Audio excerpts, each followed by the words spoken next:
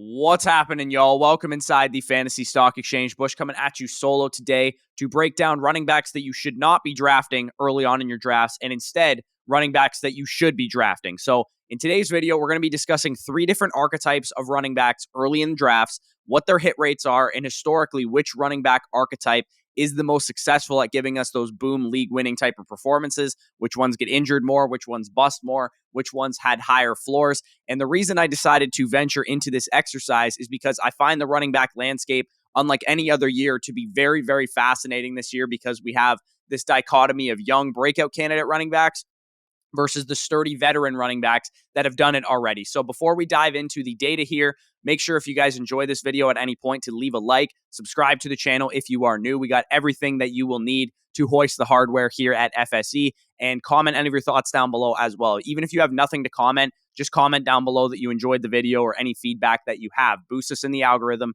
and we really appreciate it this time of year because this is the time of year where we're able to, grow at a high rate. So we really appreciate any of you guys leaving comments and likes and subscribing. So before we get into it, as always, got to hit the intro.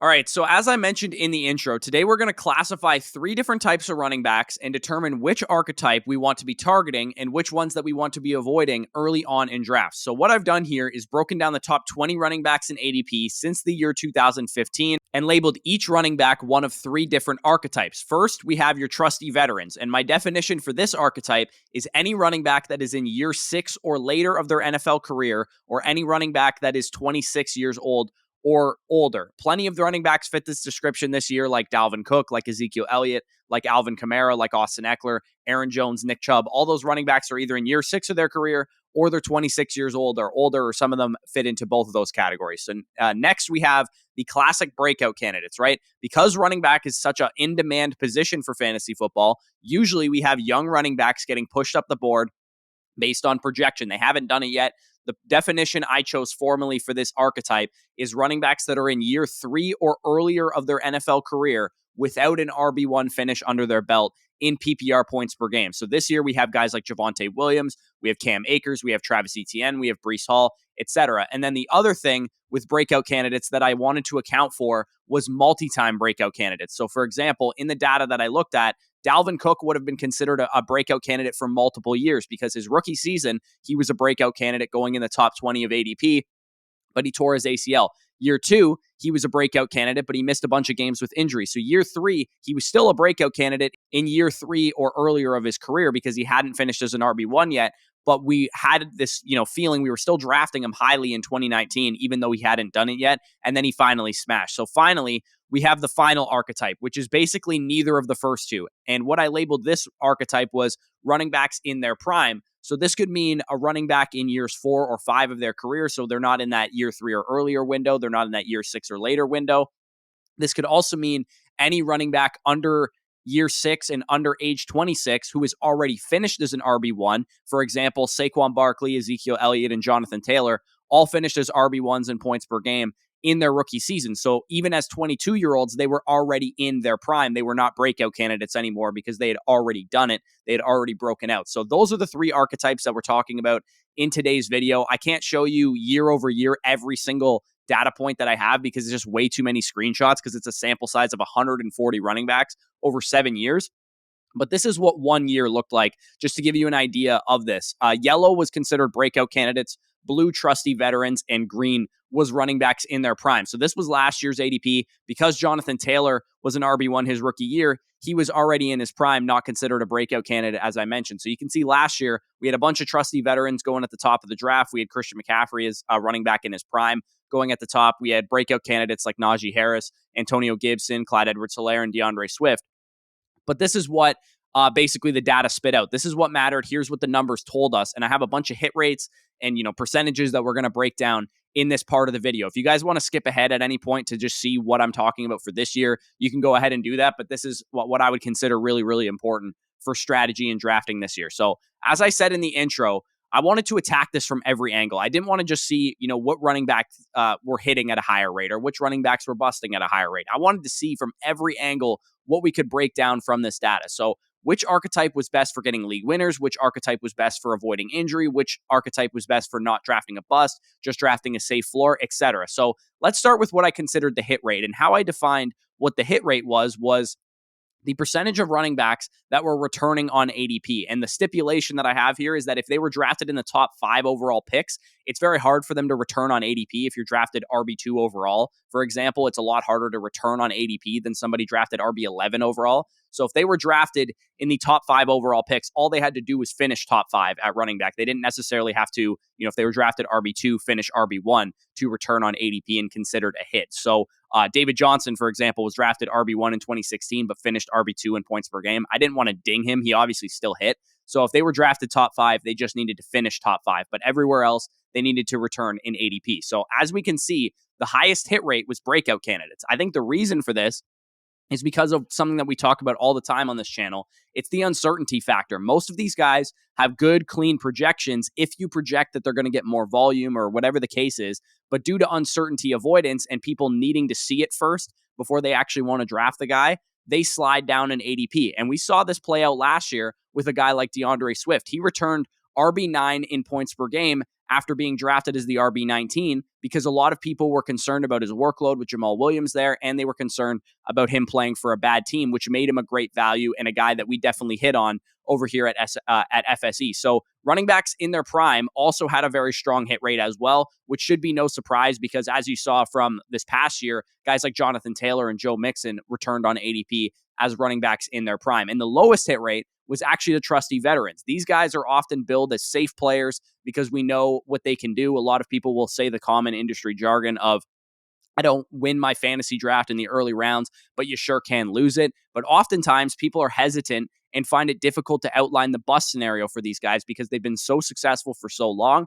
The usual suspect of why these guys bust is things like age, touch workload catching up with them, and therefore they become inefficient or they get injured as a result of those factors as well. Because these guys are not the spring chickens that they once were, the running back position is very demanding in the NFL, and it takes a toll on these guys' bodies. So last year, injury and inefficiency played out for guys like Derrick Henry. It played out for guys like Ezekiel Elliott, and it played out for guys like Dalvin Cook, where they did not pay off from where you drafted them. They lost ADP from where they were drafted. So the next category was running backs who got injured, right? Injury is a big part of the running back position. It's something that we always are cognizant of in fantasy in general, but especially at running backs. And this should make a ton of sense. It should just be common knowledge, but older running backs got injured at a higher rate than breakout candidates because breakout candidates are generally younger running backs because they're in year 3 or earlier of their career. So they're usually 21, 22, 23, 24 years old. And then running backs in their prime also got injured at a less rate than the trusty veterans. And the way I defined getting injured was missing 6 or more games. So a lot of running backs could just get injured and miss only 2 games, but trusty veterans were missing 6 or more games nearly 21% of the time. And on top of them being injured more often, 21% compared to 12% and 15% for the other 2 categories,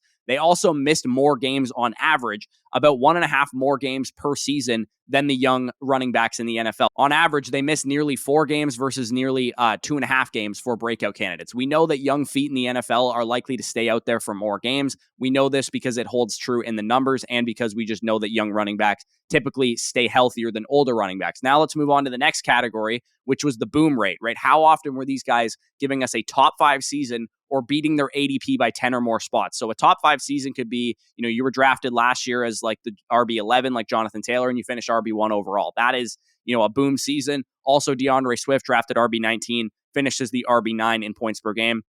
That was also classified as a boom season. So I wanted to account for guys that also just, hit a top 5 ceiling and guys that just destroyed their ADP as well. We want those legendary seasons. We want those huge boom performances. And I talked about who I think those guys can be from a micro level on the Who is the Next League Winning Running Back video, if you guys want to check that out. But we get confirmation here that breakout candidates and running backs in their prime are the archetypes that you want to go after, right? You guys can see there, 24.39% breakout candidates were hitting a top 5 season or beating their ADP by 10 on average. And then running backs in their prime, 25% of the time as well. The number to take away here is that trusty veterans only boomed 14.58% of the time. So you're getting an inherently low ceiling when you draft trusty veterans. And as you guys know about me, I won't draft a running back unless they have a high ceiling, because running backs get injured at a high rate. We already know this, as I've kind of talked about in numerous videos. So if you don't have that high ceiling, I'm not drafting you. And finally, I'll group these last two categories together because I want to save some time. But also, I didn't want the category to just be running backs who busted, running backs who lost ADP, because I think you guys are probably aware that there's degrees in which a running back can bust. For example, Clyde Edwards-Helaire in 2020 busted severely, right? He was drafted RB6 and he finished RB21 in points per game. That's a huge bust. He lost 15 spots of ADP versus Josh Jacobs in 2020, who was drafted RB8 and finished RB13. So he was fine, but he wasn't a huge, value or anything. He busted still, but he wasn't necessarily a guy that killed you like Clyde Edwards-Helaire did. So I labeled bust as 10 or more ADP slots, and players who were fine as 1 to 9 ADP slots, aka they didn't kill you. They lost 1 to 9 spots of ADP if they were drafted RB11, they finished RB18, etc. So it shouldn't be a shock that breakout candidates busted at the highest rate, because we had guys like, Kerryon Johnson and Miles Sanders and Sony Michel, Alex Collins, Royce Freeman, guys that were in year 3 or younger of their career that probably just weren't that good of players. And they flamed out this number severely, and they busted at nearly a 25% rate. But I think the key factor here is deciphering which running backs are actually good. And running backs that are actually good will take that step forward and typically hit on their ADP and provide us those boom performances like Swift and Jonathan Taylor and some of those guys that did last year. But ADP is usually a good indicator to follow, because we want to avoid young running backs that are going in the running back dead zone, because usually those guys are elevated on volume, like Elijah Mitchell this year, for example, not necessarily how good of players they are. So if they're going typically close to the dead zone, then you don't really want to bet on breakout candidates in that area, as opposed to running backs that are going earlier in the draft, because we usually assume that those running backs are better players. And the running backs in their prime were definitely the best combination of ceiling and floor, but pay attention to where those guys were being drafted as well, because just because you have a running back in their prime doesn't mean they're a good pick necessarily, because a lot of dead zone running backs are running backs in their prime, because one of the definitions is that they're in year 4 or 5 of their career and they've never had an RB1 season, or they've never been an elite league winning running back. So the first overall pick, Todd Gurley, for example, in 2018 was a running back in his prime. But also guys like David Montgomery and Josh Jacobs this year are considered running backs in their prime. So definitely paying attention to where they're being drafted is a key distinction for running backs in their prime as well. And then finally, we have a win for trusty veterans here. They busted hard at the second lowest rate, but it wasn't substantially lower than breakout candidates, right? You guys can see there, they busted at a pretty low rate, 20%, but only 4% lower than breakout candidates. I think a lot of people would consider, trusty veterans as guys that are bust proof, or guys that aren't going to bust very hard, but it actually wasn't a huge, it was just a marginal difference between their bust rate at a high rate versus the bust rate of breakout candidates. And the real factor that they actually took home was the fine rate, basically. They busted at 1 to 9 spots of ADP 31.25% of the time. You were getting guys that did not kill you. And that's the draw of drafting trusty veterans, which I don't understand. For some people, they really, value that. They're like, oh, I think at worst I'm getting, the RB20 in points per game. I don't know about you, but in my fantasy league, I'd rather go down swinging than looking. If I was, picturing a baseball at bat, I would rather swing and miss on a huge potential league winner like Javonte Williams or maybe Antonio Gibson last year than go down looking and come in 6th place because I drafted Nick Chubb. My payout structure is that you get all the money in first place, or you get most of the money in first place, as is most people in their fantasy league. And if you're playing in a huge tournament on Underdog, for example, then it's even more so elevated to that point. If you ain't first, you're last. So the reason I don't understand why people draft trusty veterans to the point that, oh, well, he's not going to kill me, it doesn't make a whole lot of sense to me. Yeah, you can fill out that production maybe with the rest of your team and your wide receiver core and a good quarterback and a tight end, but there's no real reason to do that, because if you hit on an early pick, then you can minimize the amount of other picks that you need to hit on. And you might just need to hit on a couple picks here and there throughout your entire draft, then say, be perfect after your first 2 round picks because you drafted a bunch of middling RB1s or, middling RB2s. So real quick, before we get out of here, I'm going to basically outline which archetypes fit the description for this year's crop of running backs. So if you guys skipped ahead to this part and you just wanted to see the end portion, this is what this year's running backs look like in terms of ADP. You can see we have 2 running backs in their prime at the top of the draft board, which are generally good investments when they're going that high, Jonathan Taylor and Christian McCaffrey. We have another group of running backs in their prime, Najee Harris, Joe Mixon, Saquon Barkley, and DeAndre Swift going there.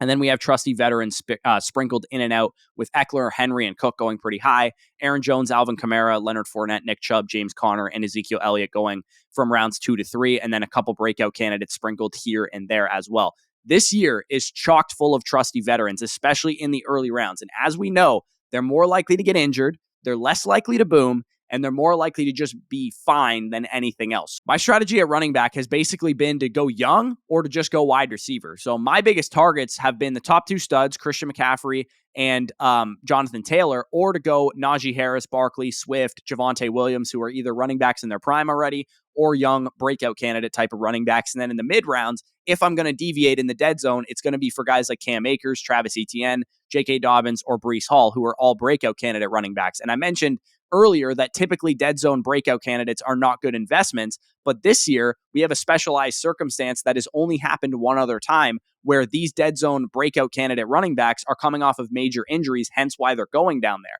The only other time that happened was Dalvin Cook in 2018 when he was coming off of an ACL tear. And that year, Dalvin Cook fit into the fine category because he was drafted RB11 and he finished RB18. But it's still fascinating to me knowing the tantalizing upside we get with Travis Etienne, with Cam Akers, with J.K. Dobbins, and Breece Hall. It's really just a matter of health with those guys and then workload for Breece Hall. As of right now, Cam Akers and Etienne are the 2 guys that I'm most in on. I'm still cautiously optimistic on J.K. Dobbins, pending what he does in preseason games, which he didn't actually play in last night, but we'll have to see what happens going forward. So basically, that is how I'm breaking down the ADP. I'm looking at these positional archetypes. I'm looking at which guys are better investments based on the hit rates, based on the data. And for those of you guys that maybe think this was a waste of time, I'm telling you, studying history is the best indicator of future success. So knowing what it took to get to these, elite league winning ceilings and, who we're avoiding injury from and who busted at the highest rate is very, very essential to breaking down this year's crop of running backs and ensuring that you make the right decisions early on in your drafts. And the running back position is the highest risk reward position in fantasy football. And a lot of people know that, which is why they take them early. So if you guys enjoyed this video, as I mentioned, smash the like button, subscribe to the channel if you are new. If you want access to this data, it is available on Patreon, which is linked down below in the description, patreon.com/fantasy stock exchange. There's tons of spreadsheet goodness over there, from this to strength of schedule, to contextualized game logs, to 2023 prospect databases for those of you guys that are playing Dynasty, weekly finishes from last year, league winner stuff, first dibs on Dynasty decisions, our full rankings manifestos for Dynasty. For redraft, you get bucketed rankings for Dynasty, you get, overall rankings for redraft. All that stuff is included in those rankings manifestos, and Patreon only live streams coming during the season as well. So if that interests you, check it out down below. We also have promo code FSE over at Underdog Fantasy. If you guys want to get a ton of practice for your home leagues, Underdog Fantasy is the best place that you should be drafting right now. Drafting on Underdog Fantasy to prepare for your home league that you care the most about is like training with Muhammad Ali to fight a schoolyard bully. You will be over prepared if you draft on Underdog Fantasy. And right now you can use promo code FSE at sign up and first deposit to get 100% back on whatever you put in. So if you put in $10, you'll have $20 on the site to play with, get some puppy drafts in. And as a thank you for using our promo code, you'll get our redraft rankings and our dynasty rankings manifestos totally for free as a thank you for doing that. So you get a ton of practice for your home leagues. You get 100% back from Underdog Fantasy. You'll get our redraft and our dynasty rankings manifestos for free. You will not find a better deal than that on the internet anywhere. So with that being said, peace out. I'll talk to you soon.